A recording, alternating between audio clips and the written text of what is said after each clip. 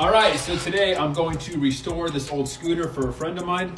It's for their son and daughter, so they think baby blue would be a good color. So let's go to Lowe's, get some supplies, and bring this guy back to life. And as cool as this little guy is, it's definitely seen better days. The tape's coming up, it's dirty, and it is scratched everywhere. So let's get right to it. All right, baby, we're here.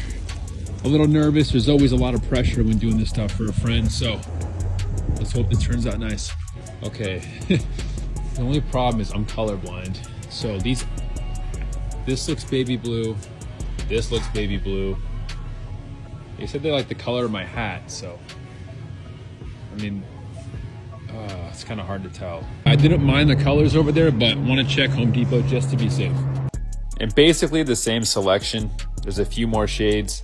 I like this second one right here, but it's not glossy, so that won't work for us. So I think our only option would be this guy at the very end. It matches my hat, which is good. So we'll grab this guy and we'll go. So today's materials are the spray paint, some clear coat, some grip tape that we bought, rubbing alcohol, sander, and a buffer. Step one, we need to remove the old grip tape, which this is kind of an old secret that works nicely. You got to be careful. You don't want to cut yourself, but just kind of cut back and forth and pull the tape up and it should come right off. Once that is off, we're going to remove some of the hardware. And I imagine some of this stuff has been on for years. It is really tough to get off, but it is slowly coming apart nicely.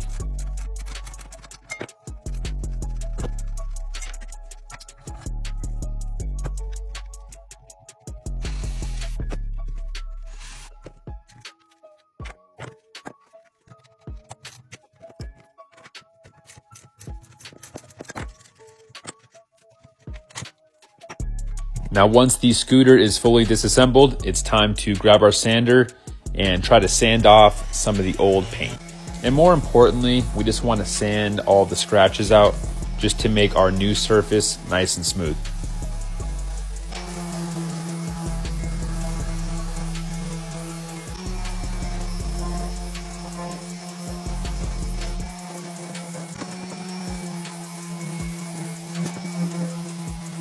The machine did get the majority of it, but I always sand it by hand at the very end just to kind of reach wherever the machine couldn't.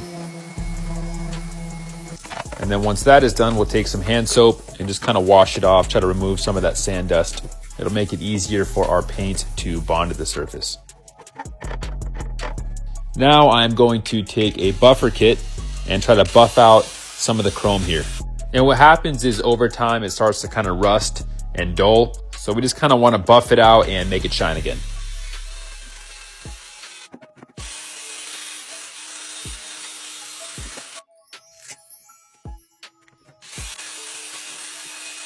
Once that's all polished, we're going to take some paper and try to trace out where the old grip tape was to make it easier to cut and apply our new piece. And finally, I have a use for this box in my garage. We're just gonna place our pieces on here and paint on top of it. Before painting it, we definitely wanna prime it.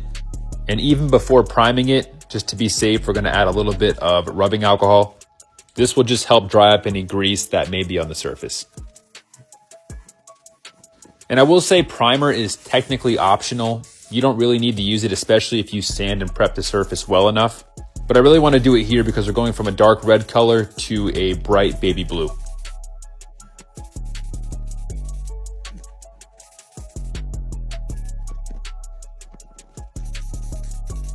And now it is time to throw on that first coat of blue. This is the perfect color. This is exactly what they wanted. You can't always trust the caps. Sometimes they don't match up with the cans, but this is exactly what we wanted and it matches my hat perfectly. And to be honest, at first, I wanted to keep the original red color. I wasn't sure if I was a fan of the blue, but now that I'm spraying it, I love the color. I think especially with the white wheels, it's really gonna pop.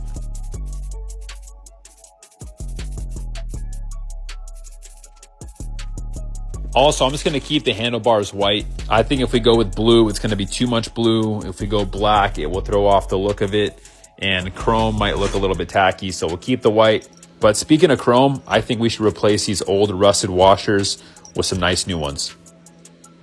And now that the washers are new, we got to clean up these bolts a little bit.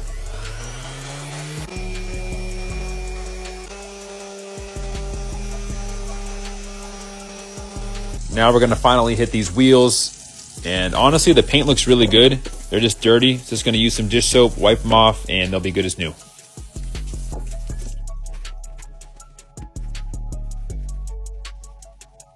So the paint's been sitting for about an hour now. Now it's time to apply some clear coat. This is just a protectant, especially since it's a scooter. It's going to get used a lot. So this will prevent the paint from getting scratched and chipped.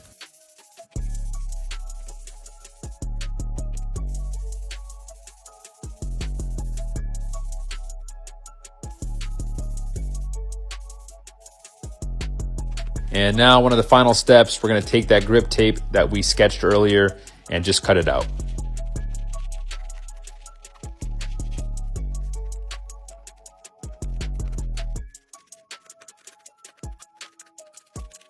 Just going to get this tape off here, and it is time to put the scooter back together.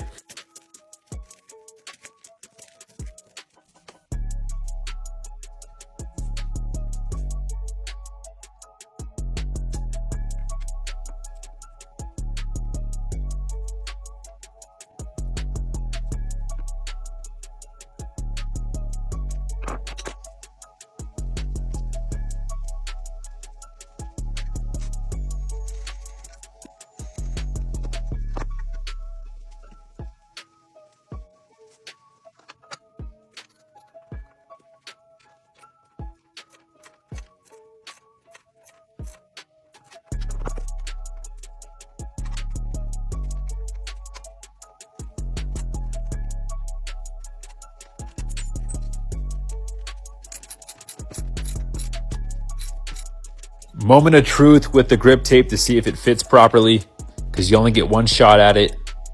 But lucky enough, it thankfully fit perfectly.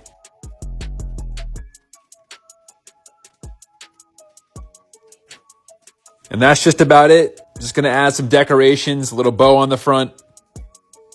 It is all complete. The scooter is all done. We brought it back to life. Man, this thing probably hasn't looked this good in 50 years. I truly think blue was the perfect color.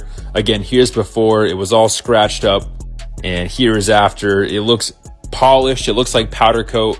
The paint turned out beautiful. No more mud, no more dirt, no more scratches. It looks brand new out of the store again. And this was honestly a blast to work on. I would say start to finish, it probably took me 5 hours. I definitely enjoyed every bit of it. I hope you guys did as well.